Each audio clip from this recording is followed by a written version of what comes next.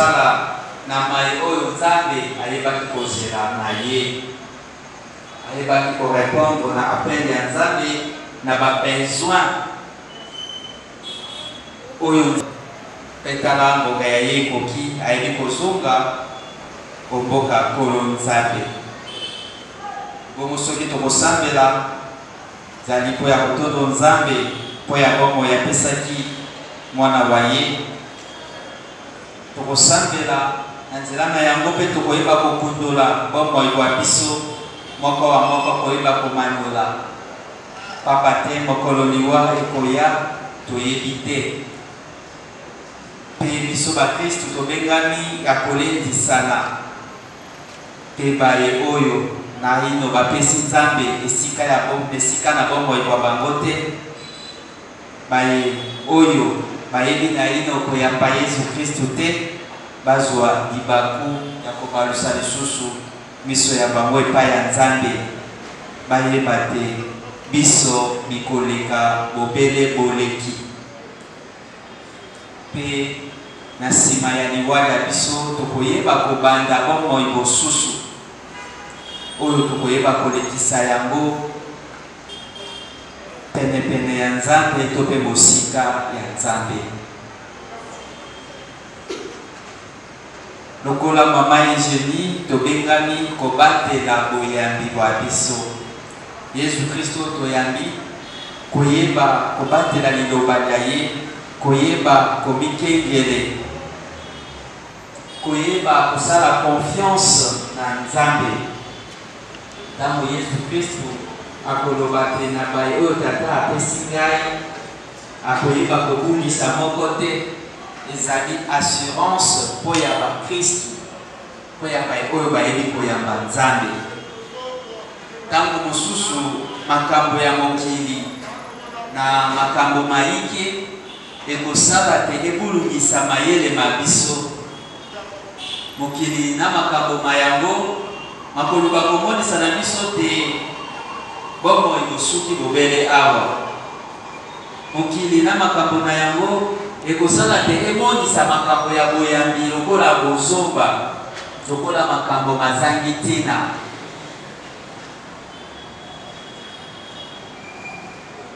Nzoka nde mokili moye mokoleka bobele boleki.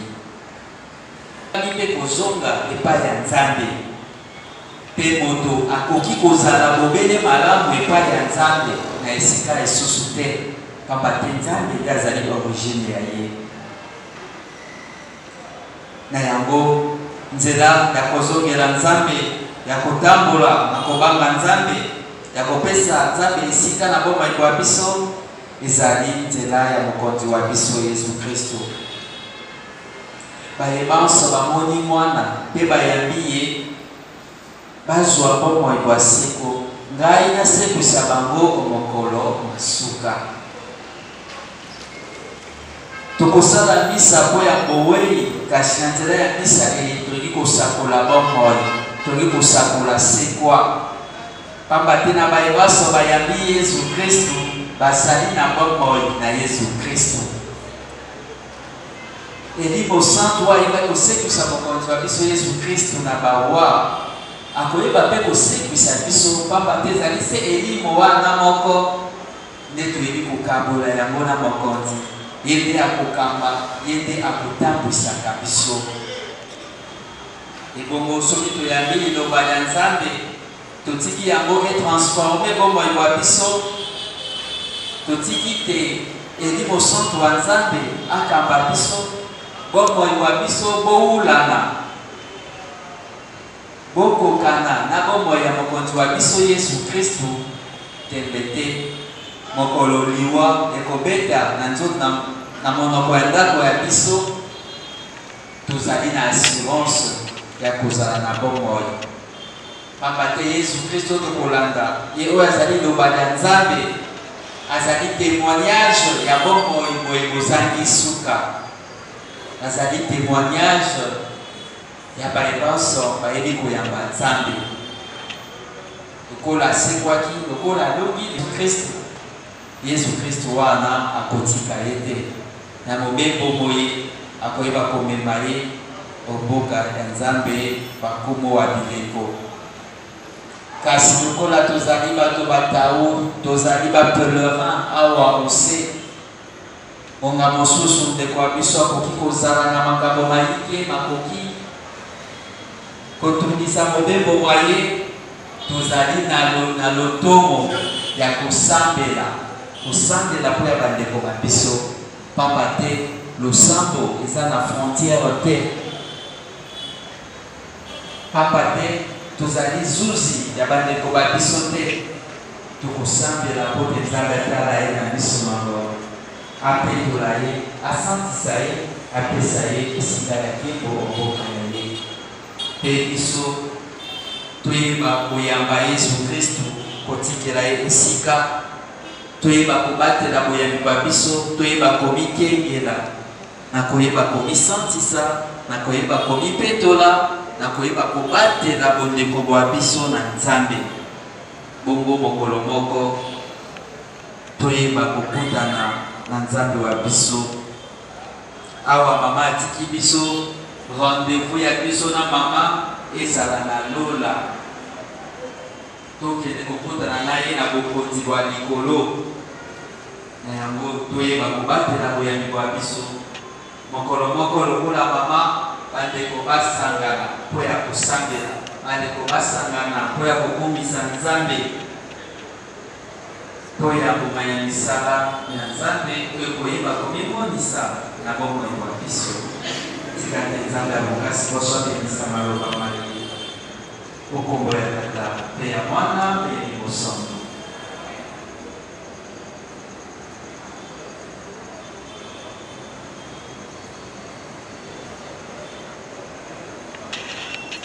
Motema moko de totelemi mpo ya losambo la ya esantu ya Nzambe ezala ebomameli mpe ndako ya libiki mpo ya bakristo banso awa nse tosambela.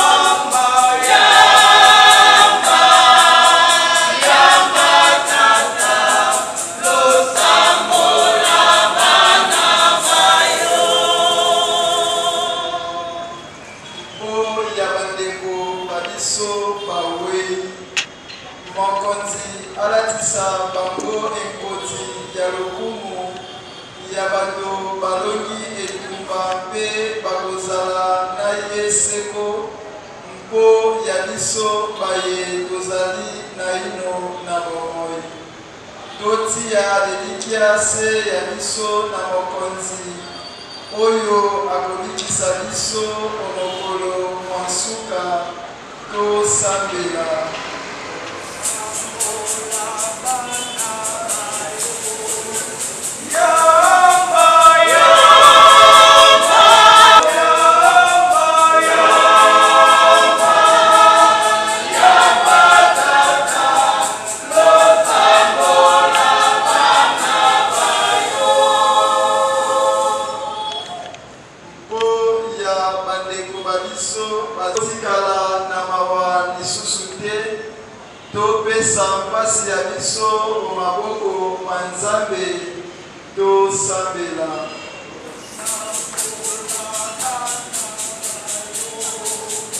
Ya biso na bolamu epai ya yo, pesa bandeko ba biso bawe mingi penza mokolo malelo, ndeko ba biso Eugenie Mushia esika penepene na Kristu mokonzi wa biso o bileko biso seko.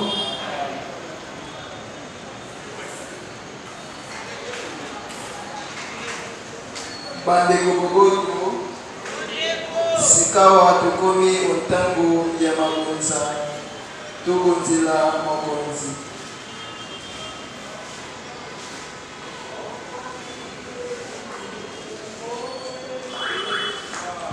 Mokonzi Yesu Kristu,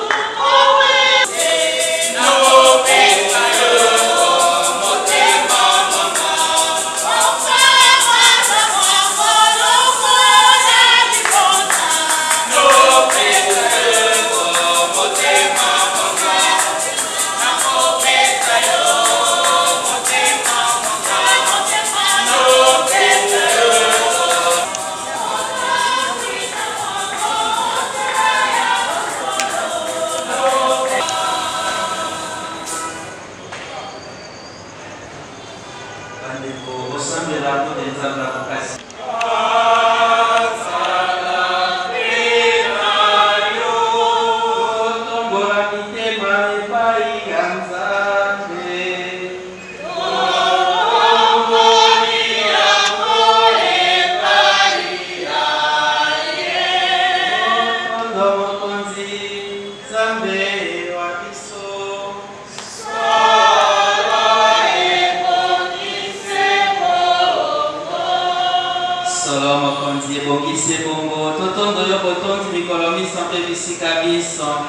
Wana musalama biso pe libiki ya biso yo tata mosantu nzambe abokasi boso pe walobiko ebongi totondo yo po ya Kristu mokonzi wa biso ye moto ayeli biso elikia ya sekwa tozali na mawasolo nzambi tosengeli kowa kasi elikia ya bomoi walobiko ekobolo biso po ya bato bayambi yo mokonzi bomoi bokosila te kasi bokobongwana pe ekufita kwefanaka biso awa ose kokobongisela biso esika ya kofanda olikolo yango wana elongo na banzelu pe na basantu banso tokosakola nkembo ya yo pe tokoloba baso elongo.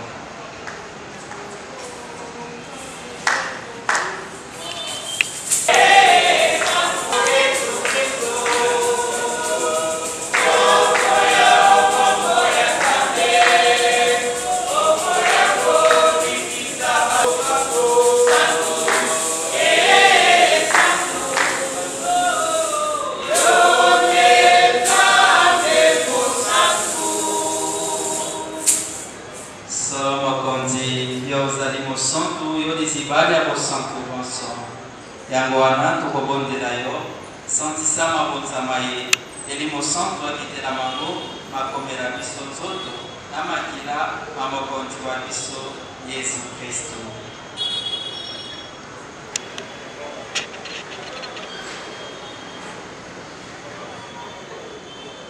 Yalobi kamatani bomele yango bino banso ezali kendi ya makila mangai makila mabondeko basika pe baseko makosopana po ya bino pe po ya bato banso na ntina te bozwa bolibisi bwa masumu bosalaka boye po ya kokanisa ngai.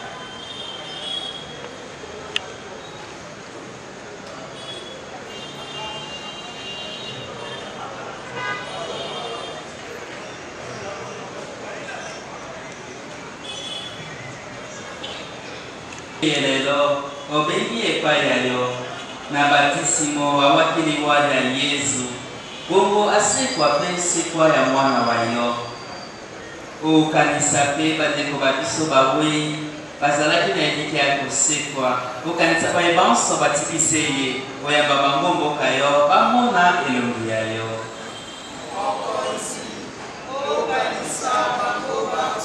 tokobondela yo oyokela seko lokola mobikisi ya tindi pe atei biso tokoki koloba boye tata wa biso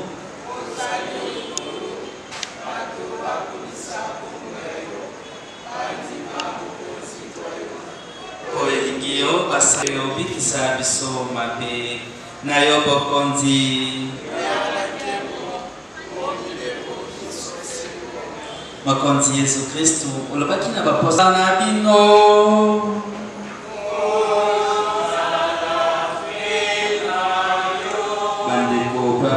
Kristu botombela na bokoto.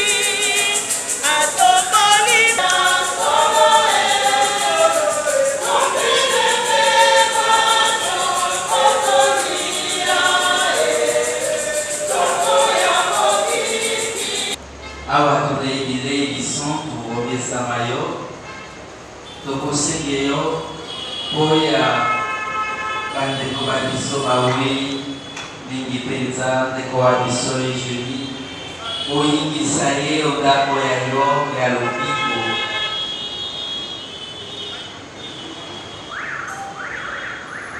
atikala olibanda te tokobondela bongo mpo ya Kristu mokonzi wa biso obindeko biso seko tokotika maloba mabayidi bota baseko penepene na Nzambe. Merci pour ya respect ya foi ya maman de Julie. Mokonzi azala na bino Nzambe wa bokasi bonson abelisa bino tata mwana na elimo santo. Misa esili apema na boboto.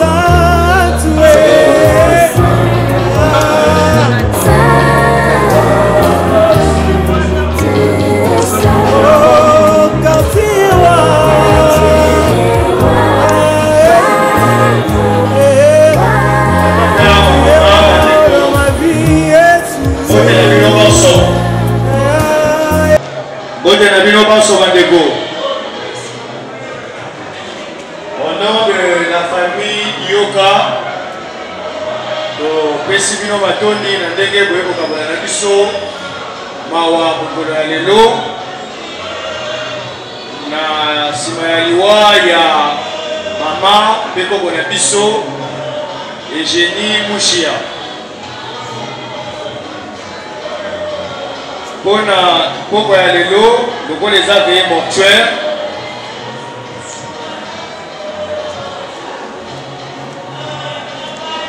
Tolingi to banda cérémonie na biso ya hommage. Kasi avant to banda yango tokosenga na assistance mobimbo baza na kati ya salle soki tokoki kotelema mpona kogarder un moment de silence en mémoire ya maman Mouchia. Pourrions-nous nous lever s'il vous plaît? C'est un signe de respect mais aussi pour sa mémoire car elle a été quelqu'un, une femme, une maman, une grand-mère qui nous a marqué d'une manière ou d'une autre. Nous observons un instant de silence, après nous allons nous rasseoir.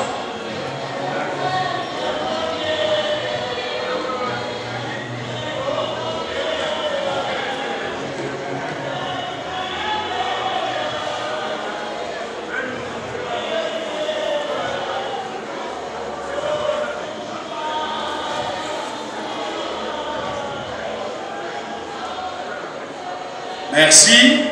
Soyez au Vanda.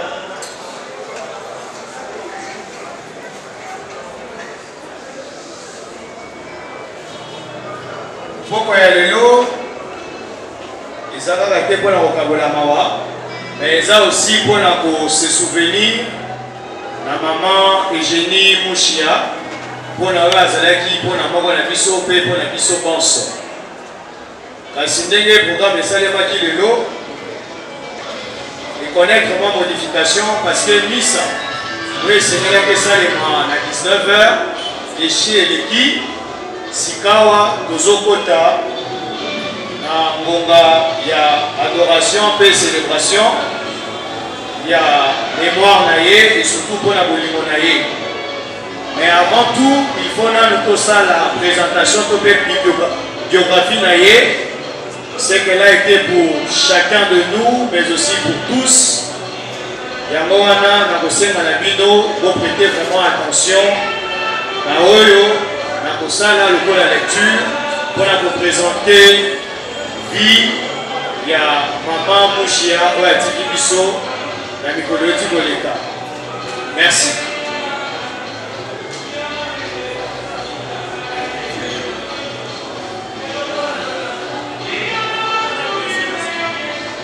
Biographie de Maman Mouchia Kalongo Eugénie, qui épouse Dioka. Maman Eugénie Kalongo Dioka est née le 28 mai 1945 à Bakwalongi, Waka Songo, Chibamba, dans la province de Kasaï oriental. Elle était la fille de Kalongo Victor et de Madame Chilanda Madeleine. Elle était mariée à papa Simon Ioka Kayambala et de cette union naîtra une grande famille dont 4 de ses enfants l'ont précédée dans l'au-delà. Elle était une femme dévouée et une mère aimante. Son amour et son dévouement envers sa famille ont marqué plusieurs générations, puisque Maman Mouchia Kalongo Eugénie était également grand-mère de 21 petits-enfants, mais aussi arrière-grand-mère de 3 enfants. Maman Mouchia Kalongo Eugénie était profondément attachée à sa foi. Elle était une fervente catholique, elle était une fidèle assidue de la paroisse Saint-Pierre dans la commune de Kinshasa, laquelle paroisse est située sur le croisement des avenues Congoloé presque à Savubu. C'est là qu'elle a pratiqué sa foi chrétienne jusqu'à son dernier souffle. Malheureusement, ou selon la volonté de Dieu, elle nous a quittés le 27 janvier 2025. Elle a laissé derrière elle un héritage d'amour, de sagesse et de foi inébranlable. À nous tous qui sommes restés ici vivants, nous avons l'obligation d'honorer sa mémoire, de perpétuer l'amour qu'elle nous a enseigné et de transmettre la sagesse à tous pour que nous soyons des personnes dignes d'avoir reçu son invitation. Voici en quelques mots la biographie de notre maman Mouchiaka Lokogénie. Que son âme repose en paix. Que son âme repose en paix. Nous sommes là pour célébrer sa mémoire. Et dans un instant ou une autre, les musiciens seront là. Ils vont prendre place pour continuer la soirée afin de pouvoir tous ensemble honorer sa mémoire, partager ces moments de douleur, mais aussi célébrer les souvenirs de maman Eugénie Mouchia Kalongo. Je vous remercie pour votre attention.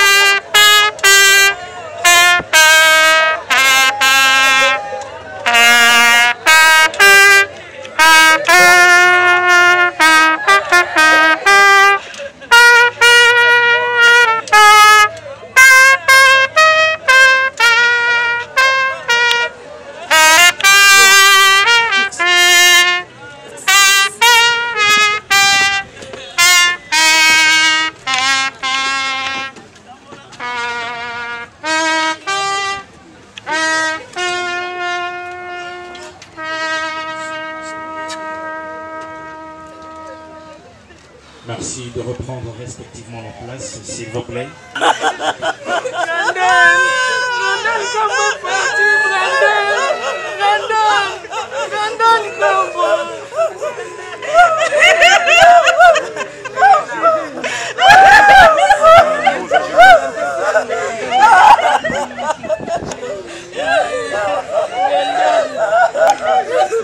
Merci.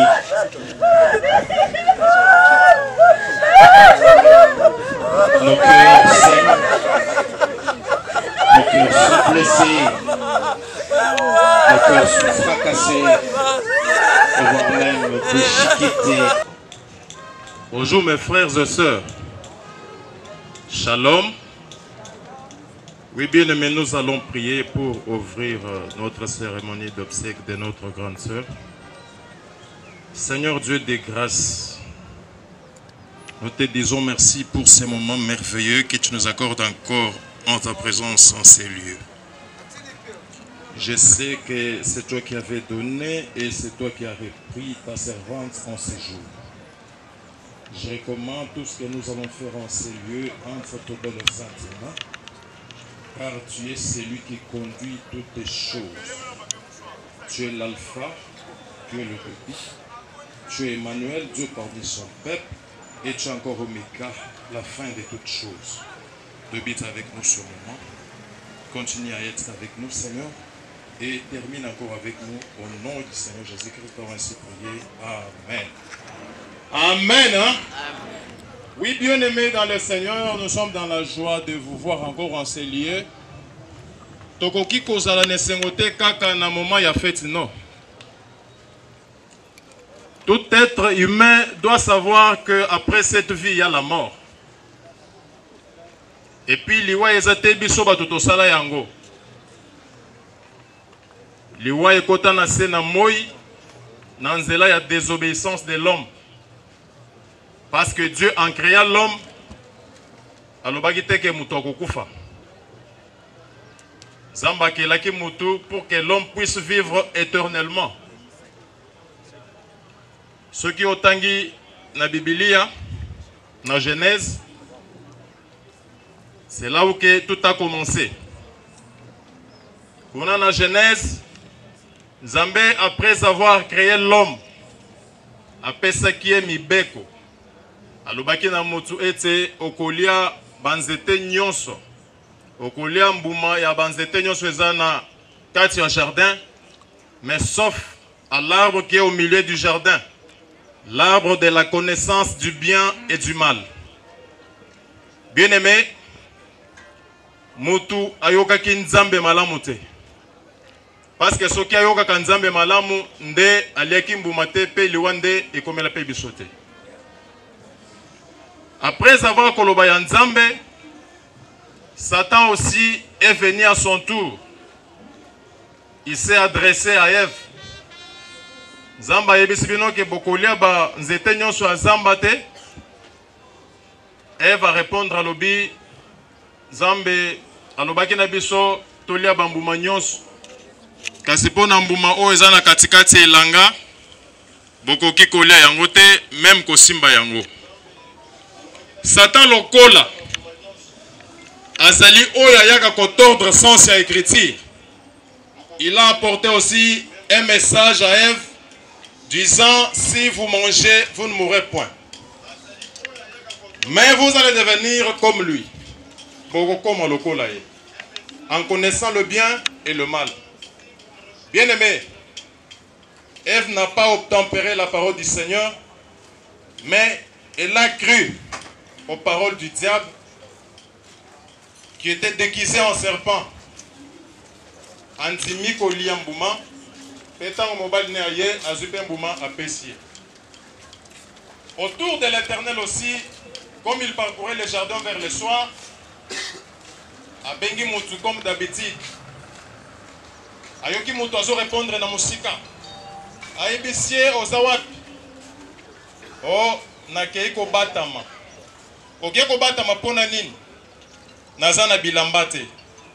Nani a yebi soki ozana bilambate? Est-ce que oliaki mbuma yanzeto na pekisaki yo? Et l'homme a répondu: la femme que tu m'avais donnée. Yende ape singai. Zamba tuni mwasi a lobi. C'est le serpent qui m'a séduite. J'en ai mangé. Zambe ayako yebi sabango lokola bolembuma. Yangonde tokotanga sikoyo na Genèse chapitre 3 verset 19.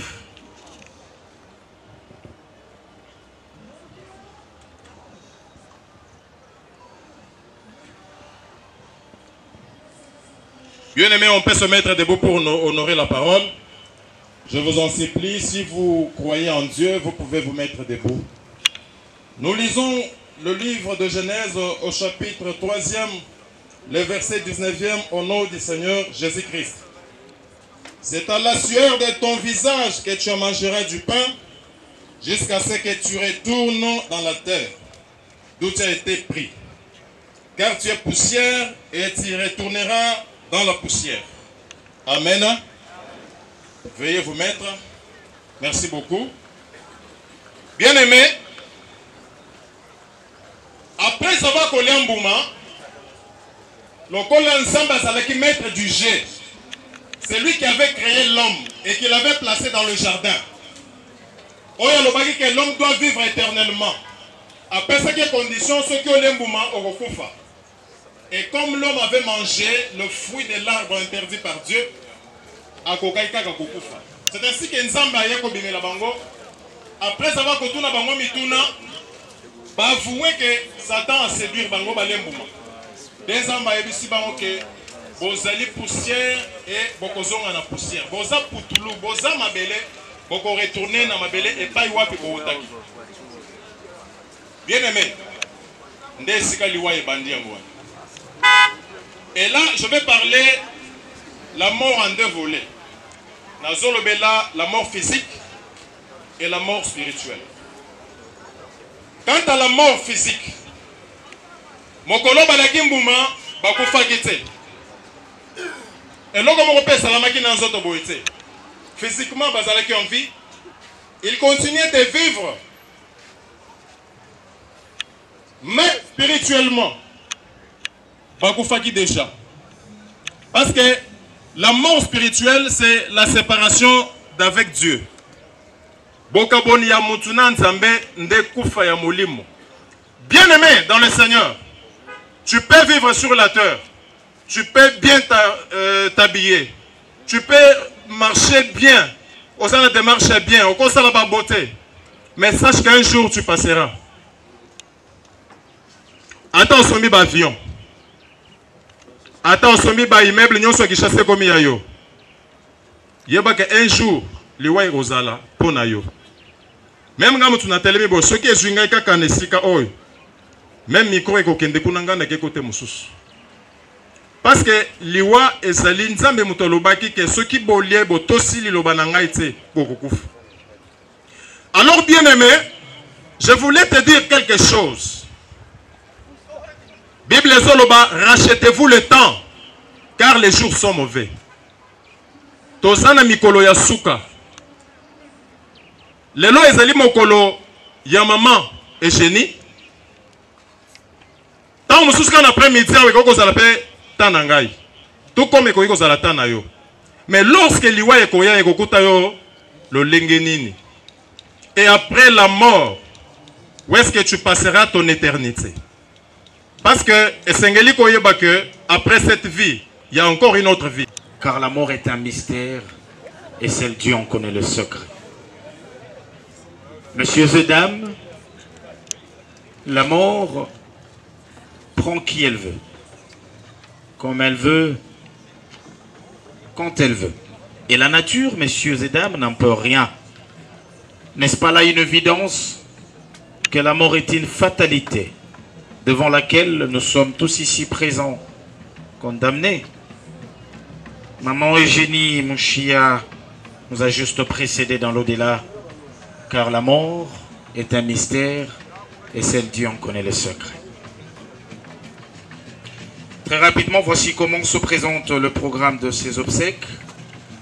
Nous allons commencer par la prière d'ouverture et cette prière sera suivie d'une courte exhortation des 10 minutes. Question pour nous de rendre gloire à notre Seigneur et Sauveur qui est Jésus-Christ, lui qui est le maître de temps et des circonstances, lui qui nous avait donné maman Eugénie, et c'est bien sûr lui-même qui s'est décidé de la reprendre dans sa félicité éternelle. Et ce sera l'homme de Dieu, le révérend pasteur Saint-Fo Ilunga, qui prendra parole en premier, nous introduire par la prière, et il va également nous exhorter pendant 10 minutes. Et après l'intervention de l'homme de Dieu, nous céderons la place au maître Fabrice, qui viendra pour nous lire la biographie de notre chère maman. Question d'avoir une idée sur ce qu'a été le séjour ou le parcours de maman Eugénie Mouchia dans ce monde. Et après la biographie, nous ouvrirons une courte série de témoignages. Question d'honorer la mémoire de maman Eugénie. Et donc, si vous avez un témoignage, vous voulez honorer la mémoire de notre chère maman Eugénie en témoignant, ne serait-ce que pour 2 minutes, n'hésitez pas d'avancer là où nous serons pendant que l'homme de Dieu sera en train de nous parler de la part du Seigneur. Et après le témoignage, directement, nous passerons à la cérémonie du dépôt de gerbes de fleurs et le recueillement simultanément. Et après le dépôt de gerbes de fleurs, viendra le tour du mot de la famille. Et après le mot de la famille, viendra le tour de la levée des corps sans vie de maman Eugénie Direction Nécropole 1 entre terre et ciel pour la mise en terre. Et juste après l'enterrement, la famille a prévu une petite collation, communément appelée bain des consolations, c'est-à-dire nous allons tous nous retrouver dans la salle Vigiana, au niveau de la SANEF, question de partager un petit verre en mémoire de maman Eugénie. Voilà tout pour l'annonce de notre programme.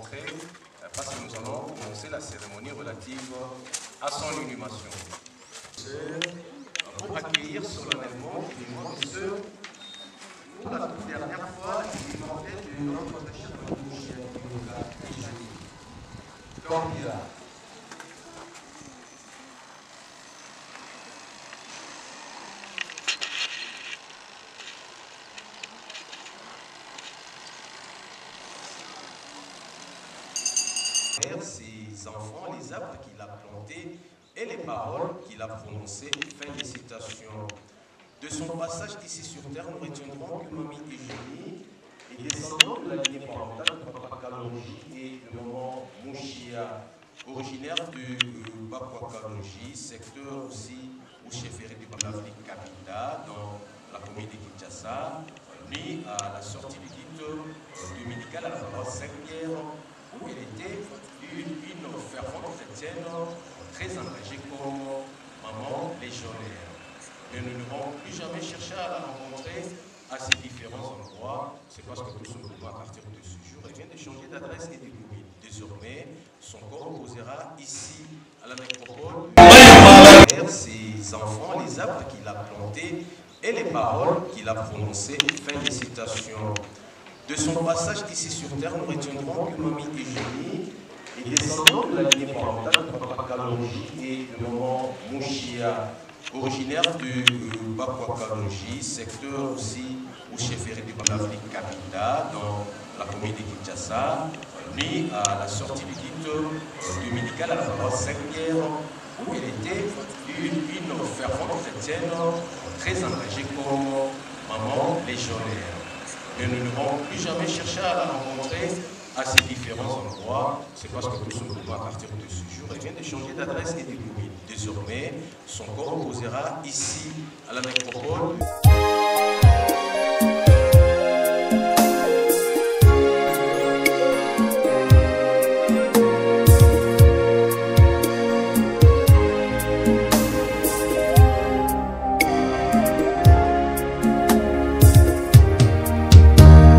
Élevons nos mains vers toi.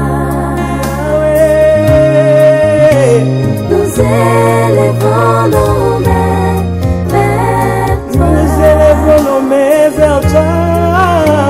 Nous élevons nos mains. Nous élevons nos mains. Nous élevons nos mains vers toi. Nous élevons nos yeux plus Nous haut. élevons nos yeux plus haut. Biso etomba milikolo epa na yo Yesu. Nous élevons nos yeux plus haut. Olo totalela lisusu na ye.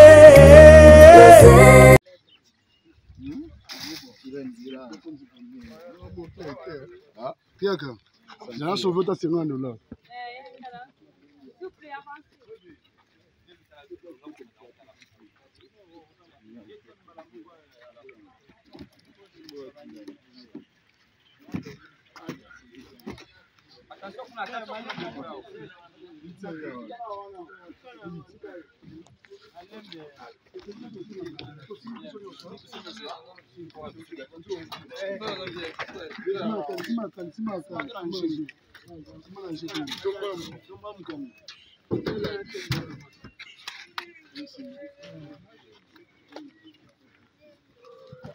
Celui qui croit en moi, même s'il meurt, vivra. À présent, je vous invite à prier ensemble.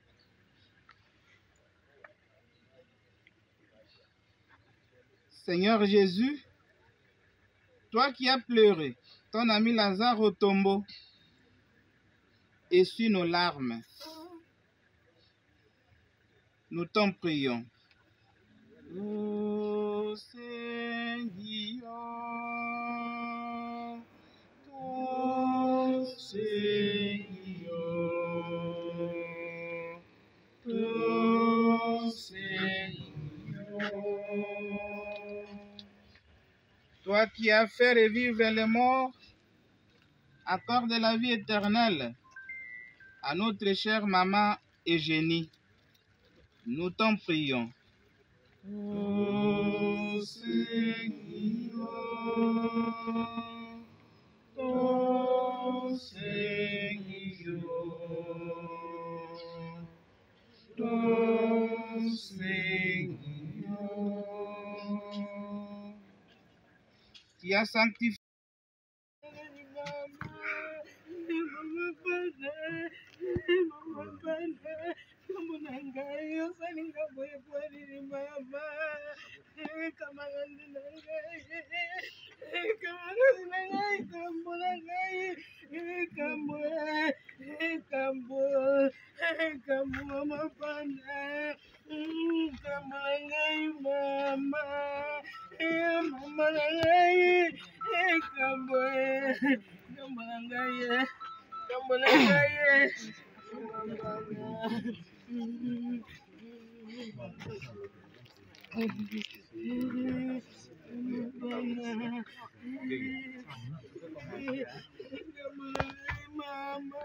Ton nom soit sanctifié.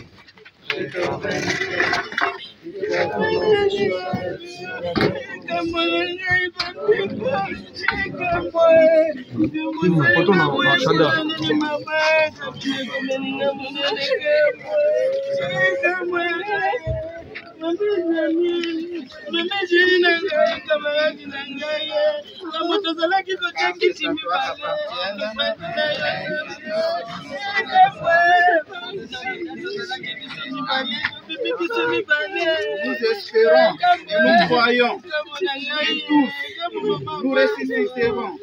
En signe de cette foi, je bénis ce corps au nom du Père et du Fils et du Saint-Esprit. Amen.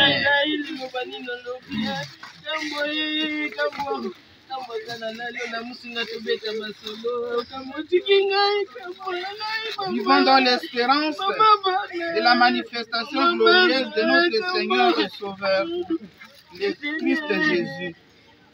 Et que Dieu lui-même comble notre chère maman Eugénie de la plénitude de sa paix. Seigneur, accorde-lui le repos éternel qui brille à ses yeux la lumière sans déclin. Amen. Maman Eugénie, ope mana bobo.